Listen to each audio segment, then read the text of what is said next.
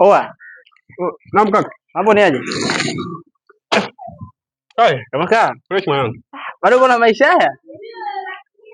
Vipi ndugu yangu? Yaani kitambo toka tumekuacha maisha bado unahangaika nayo. Sikiza mwanangu, mimi nikupe mchongo. Inabidi uishi kwa rushwa mjini.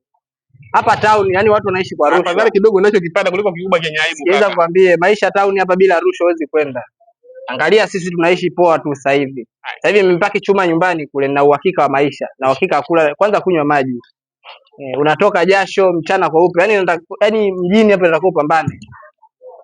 Sasa sikiza nikupe mchongo mwanangu.